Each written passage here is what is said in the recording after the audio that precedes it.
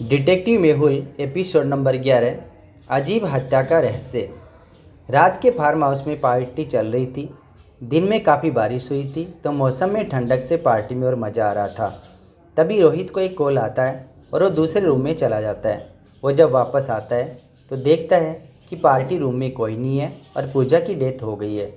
पूजा पूजा उसकी आवाज़ सुनकर सबसे पहले कबीर आता है, फिर बाकी के लोग भी आ जाते हैं। रोहित मेहुल को कॉल करके बुलाता है तो वहाँ पहुँच जाता है। आसपास मेहुल को कुछ चीज़ दिखती है। आप भी सोचिए और हमें कमेंट करके बताइए कि आपको ये सीन देखकर क्या समझ आ रहा है।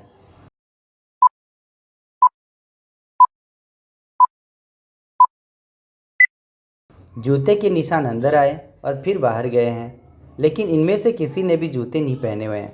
मतलब बाहर से कोई अंदर आया। जूस का गिलास भी टूटा हुआ है और खून भी लगा है। मतलब मर्डर इसी से हुआ है। राइट वाला डोर खुला है और लॉक अंदर है, तो मतलब ये अंदर से खोला गया है। मेहुल सबसे पूछताछ करता है। राज कहता है मैं तो नेहा के साथ किचन में था और जूस बना रहा था। सिमरन कहती है बाहर ठंडी हवा चल रही थी तो मैं बाहर चली गई थी। नेहा कहती है हाँ सर, मैं तो रोज़ राज के साथ किचन में जूस बना रही थी।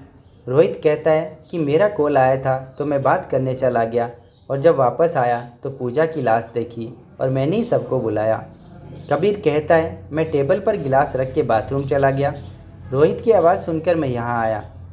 जब मैं यहाँ आया तो देखा कि पूजा की लाश पड़ी थी और लाश के पास रोहित खड़ा था और दरवाज़ा खुला था। क्या आप क्राइम सीन को देखकर बता सकते हैं कि क्या जिसने डोर खोला है उसी ने खून भी किया है? सोचिए।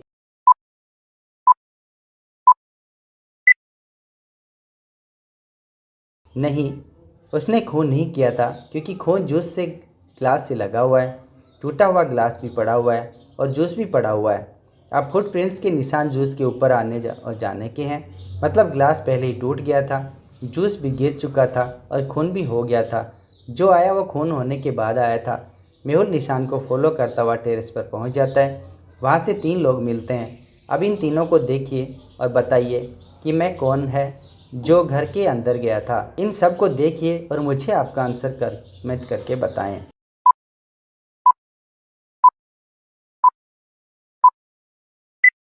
डोर के पास जूते के निशान मिले थे। इन तीनों में लड़की ने हील्स पहने हुए हैं और ये लड़का नंगे पाँव है। बस इसने ही जूते पहने हुए हैं। मतलब ये वही था। मेहुल के पूछने पर वो आदमी बताता है कि उसको किसी ने पैसे दिए थे पूजा को मारने के लिए और मुझे उसने ये भी कहा था कि डोर ओपन रहेगा, खून करना और भाग जाना। लेकिन जब मैं वहाँ पहुँचा तो देखा खून पहले हो चुका था। मुझे नहीं पता कि ये मुझे किसने कहा था। डोर तो ज़रूर उसी आदमी ने खोला होगा जिसने फ़ोन किया था। मेहुल सबके फिंगरप्रिंट लेता है और रोहित के फिंगरप्रिंट्स डोर से मैच कर जाते हैं। तो रोहित, तुम हो ये सब के पीछे? नहीं नहीं, मैंने पूजा को नहीं मारा है। हाँ, मैंने ही डोर ओपन करके रखा था किलर के लिए, पर जब मैं हॉल में आया तो पूजा का खून हो चुका था। मुझे लगा किलर ने मारा है, लेकिन अगर किलर ने नहीं मारा है तो मुझे खून नहीं पता पूजा को किसने मारा। मुझे और डिटेल में बताओ क्या हुआ। तो कबीर कहता है मैं और पूजा साथ में डांस कर रहे थे और फिर मैं टेबल पे गिलास रख के बाथरूम चला गया। हाँ, थोड़ी देर के लिए लाइट गई थी और फिर मैं रोहित की आवाज़ सुनकर बाहर आया। इंटरेस्टिंग। मेहुल बाहर जाता है और इलेक्ट्रिसिटी बॉक्स के पास आता है तो वहाँ उसे कुछ पैरों के निशान दिखते हैं। इस निशान को देखकर आप क्या समझ पाए? सोचिए और हमें कमेंट करके बताएं।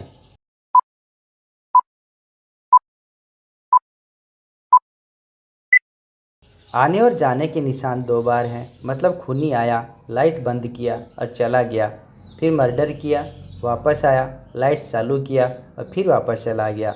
मतलब खूनी ने लाइट के साथ भी छेड़छाड़ की है। फिर सिमरन कहती है मैंने नहीं मारा है पूजा को और मुझे कुछ नहीं पता, मैं तो गार्डन में चली गई थी। जब मैं गार्डन में गई तो पार्टी रूम में कबीर, पूजा और रोहित थे। मेहुल फिर गार्डन में जाता है और मेहुल को वहाँ पर कुछ फुटप्रिंट्स मिलते हैं। क्या आप ये निशान देखकर बता सकते हैं कि सिमरन सच बोल रही है झूठ? सोचिए और अपना आंसर कमेंट कीजिए।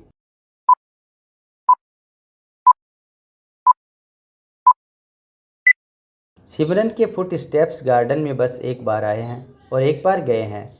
इसका मतलब सिमरन गार्डन में गई और रोहित की आवाज़ सुनकर वापस आ गई।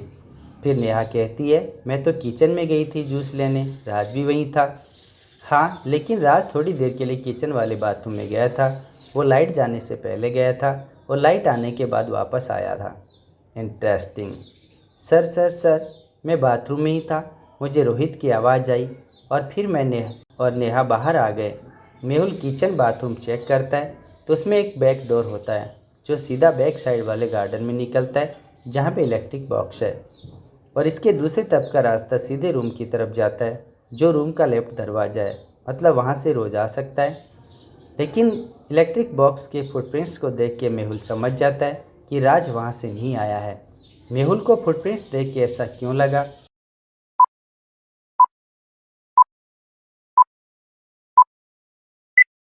फुटप्रिंट्स जिस डायरेक्शन से आए हैं उसी डायरेक्शन में वापस जा रहे हैं।